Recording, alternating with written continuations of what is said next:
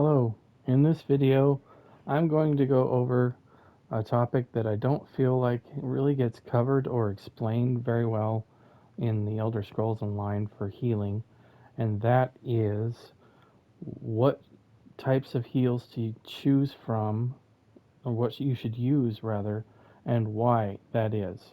So I'm going to kind of highlight this by separating heals in two different categories. One being heals over time, and the others being burst heals. Burst heals heal one time for a significant amount, and then heals over time, when you cast them, heal for a small amount incrementally, either one every 1 second or every 2 seconds, depending on the skill. And then they typically last for a varying amount of time, 6 seconds, like this one, 10, 12, 15. There's various different ones. There's not really a cookie cutter set time for heals over time. They're all basically unique. But that's the difference. Heals over times heal for a little bit every second or 2 seconds, and then burst heals are typically one heal in a very large amount. So I'm going to go over how you should set up your build in terms of what heals to look for and use, and then when to use them. So let's just kind of eyeball heals over time really quickly. Um, this is a heal over time. It does have a burst heal on the end, but this is typically a heal over time. As you can see, it does not cost a whole lot of Magicka. That's true for most heals over time. They're traditionally pretty cheap. This one, for example, is free to cast because it consumes a corpse. The cost in this one is that it consumes the corpse. You have to have a corpse alive, or excuse me, present, in order to use the heal from this skill. This one is a burst heal, so it's quite a bit more expensive than, say, this heal over time here. So you can cast this twice just about for the same cost as this, but you're going to get more healing over time than this one will give you in one burst.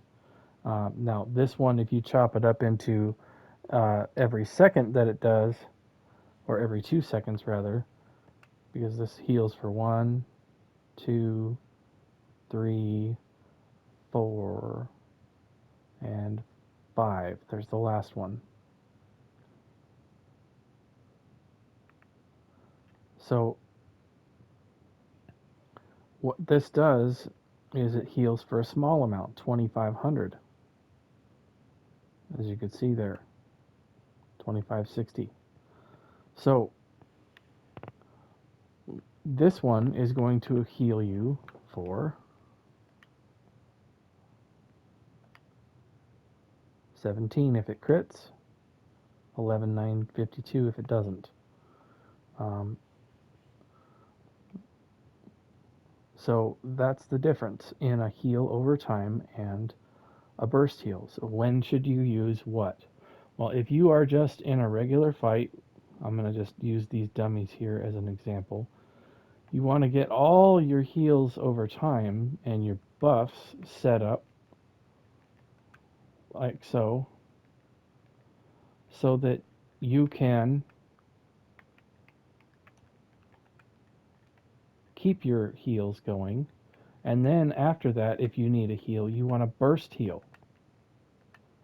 Now, I don't really have this issue, but if you happen to have a situation where you're going to run out of resources, once you get your spells going, then you want a heavy attack to get your resources at that point, and put a combat prayer at the end of your rotation or the beginning of your rotation. And the reason why combat prayer is important is because you're going to give your group this bottom paragraph here. You want to keep up minor berserk and minor resolve every 10 seconds. So let's just kind of eyeball how long it takes me to go through a rotation. I'm going to start with combat prayer so that it gives me minor resolve for 10 seconds, and then I'm going to go through my healing rotation. Okay, so here's combat prayer. Here's my radiating regeneration 3 times, so it hits all my group.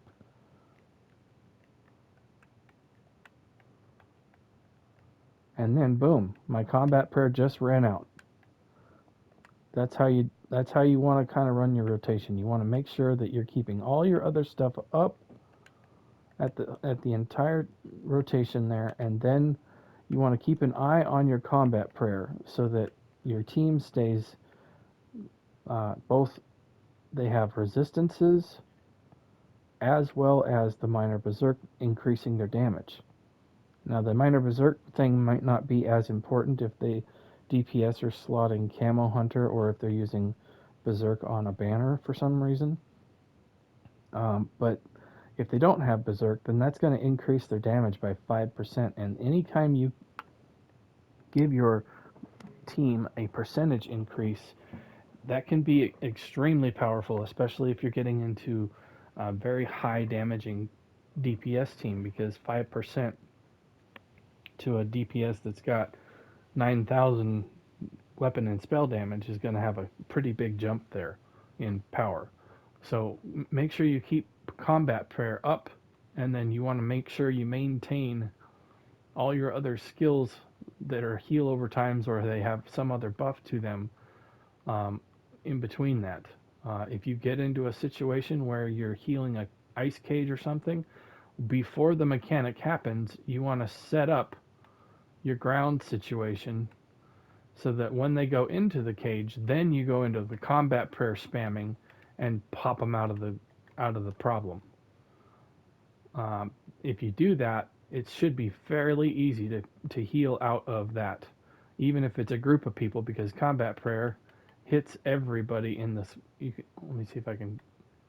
You can see that cone right there, that blue cone.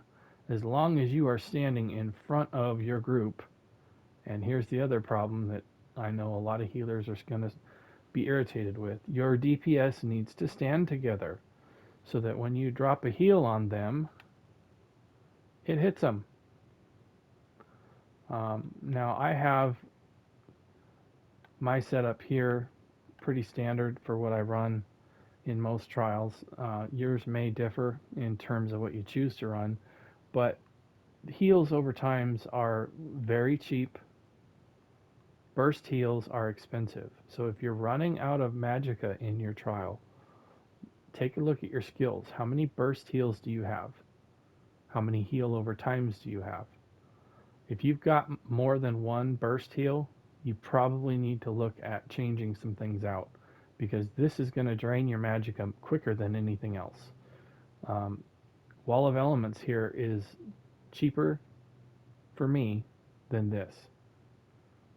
So that's why a lot of people run out of Magicka on their healers. I feel like they're probably running a lot more burst heals and not as many heal over times.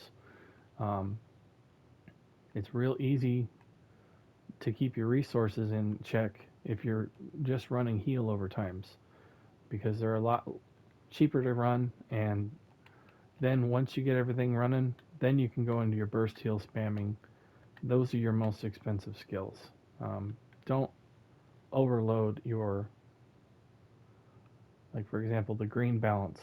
Look how expensive enchanted growth is. 3185. It's the same as combat prayer. Now they give different buffs. This gives minor recoveries, but and the burst heal is roughly the same. It's 11,539. This is 11,171. This gives resistances and power buffs, and this gives minor recoveries. So burst heals, like I say, typically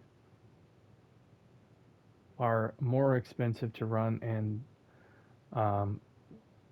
depending on what they are, for example, just to go into other class burst heals, like the Arcanist I have on here, so I can explain this one, like the Runamend skill here. This heals an additional target for a heal over time, or you can give somebody minor heroism. This one is usually better because it adds the heal over time. This will consume crux, so I would have to get crux up for this to be used. But you can see 31.85, same cost. It's almost like all these burst heals have the same cost, right? Okay, let's go into other burst heals for classes here. Dark Magic. The encase right here. This is a burst heal when you morph it. This becomes the it's basically like a combat prayer type heal, but it also applies major maim to the enemy, and it also gives your group minor vitality. So it's a very strong heal, but it is expensive. Um, Nightblade in the siphoning skill line. The Malevolent Offering. This one costs quite a bit, and it only hits a certain amount of people. Now this base morph here, it just doesn't cost that much, but another one here is the Templar in the Restoring Light, and then you go into the Restoring Ritual. As you can see, this costs quite a bit because this is an area burst heal. It's not a single target burst heal. This is an area burst heal, so it's a lot more valuable because it hits everybody within a 10-meter range, and that's why the cost is higher. This is actually probably one of the most expensive healing skills in the game in terms of resource economy. If you basically divide the health that this does by the Magicka, this is what I like to call resource economy. If you divide the health that it provides by the resource amount, you're going to get a very low number. Whereas if you divide this healing by the number that it costs, you're going to get a much more potent number and powerful. A heal over times will give you much more healing than a burst heal can do. Because it's just one and done and you burned your resources. You can cast 3 of these to this one and you're going to end up giving more healing. Just think of it this way. If you look at what this does per second, 1800 to 2000. So if you take 3 of those, it's going to be 6,000 per second roughly skills. That's almost half of this in just 1 second. 2 seconds, it's going to pretty much hit the healing capability, and it's going to keep going just for 3 skills. And you can cast 2 of these at least and get close to it. I mean, there's just it's not an exact 3-to-1 expenditure there, but you get much more value out of your skills by using heal over times rather than burst heals. Burst heals do have their purpose. Like I said, that you want to definitely use them in situations where you're dealing with a mechanic such as an ice cage or something like that. You definitely want to use your burst heal in that situation. But that's how you manage resources a lot better on a healer. You make sure your build has a lot of heals over time, and that should help you a lot with your resource management. Thanks for watching. I'll post some more videos as soon as I can. Check out my channel for the playlist that I have, and I'll see you in the next video. Bye.